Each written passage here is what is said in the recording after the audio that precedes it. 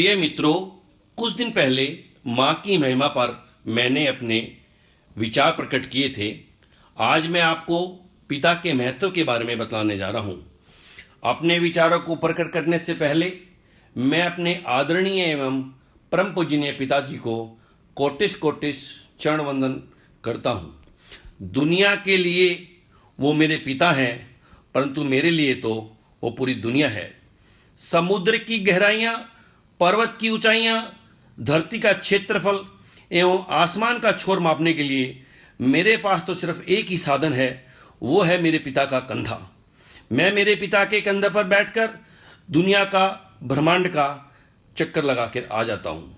आप सभी के लिए पिता का अर्थ तो सिर्फ दो वर्णों से बना हुआ पी और ता से एक शब्द है, परंतु मेरे विचारों अनुसार पी का मतलब पिलाकर, खिलाकर, पालकर तथा ता का मतलब है तारण मेरे जीवन को करने वाला, जो हमें पिलाकर, खिलाकर अपने जीवन को भवसागर से तार दे, वो पिता होता है।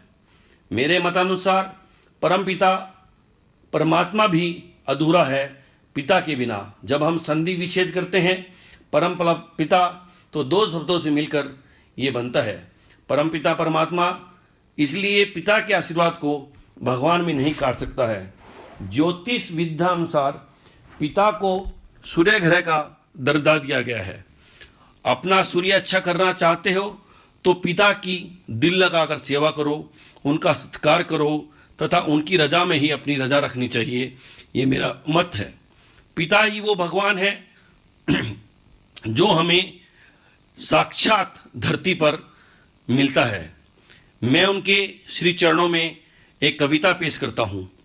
पिता ही वो भगवान है जो हमें जीवन भर खिलाता है, पिता का नाम तो हमारे जीवन भर काम आता है।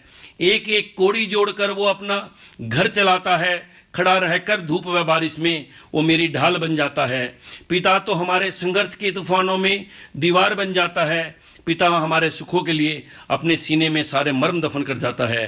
पिता परिवार के बगीचे में फूलों को मुरझाने नहीं देता। पिता अपनी सांसें हमें देकर हमें मरने नहीं देता। एक कवि ने भी कहा है, पक्के फल पेड़ों से रिश्ता तोड़ जाते हैं और अपाहिज बाप को बेटे अकेला छोड़ जाते हैं। इसी संदर्भ में एक मार्मिक कथा आपको सुनाता हूं जो बहुत ही हार्ट टचिंग, हृदय विदारक है। एक राजस्थान में गांव था जहां पर बहुत सारे ऊंट होते थे। ऊंटों का काम खेतों में हल चलाना, बैलगाड़ी के ऊंट गाड़ी के साथ आसपास के गांवों में जाना और जो अनाज इकट्ठा होता था उसको आसपास की बड़ी अनाज मंडी में पहुंचाना। जब ऊंट बुजुर्ग हो जाते थे, जब काम करने लायक नहीं रहते थे, तो ऊंटों को वहां के लोग साल में एक दो बार कत्ल खाना वाले व्यापारी आते थे, उनको बेच दिया करते थे। जब बच्चों ने अपने माँ बाप को ऐसे कत्ल खाने में जाते हुए बिकता देखा, जब वह बच्चा बड़ा होकर बूढ़ा हुआ तो वो दिन आया कि बहुत सारे व्यापारी नए नए आए हुए थे गांव में और वो वृद्ध ऊंट फूट फूट कर रो रहा था।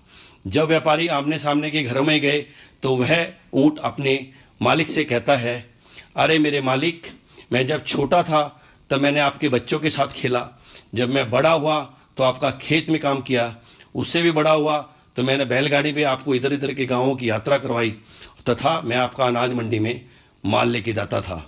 आज मैं वृद्ध हो गया, मैं निकम्मा हो गया, मेरे हाथ पैर नहीं चलते, मैं किसी काम का नहीं हूँ, पर मेरी एक ही इच्छा है, मेरी एक ही ख्वाहिश है, वो मालिक पूरी कर दो कि मेरे प्राण निकले तो तेरी ड्योढ़ी पर, तेरे दरवाजे पे निकले और तेरे ही खेत में मेरे को दफनाया जाए।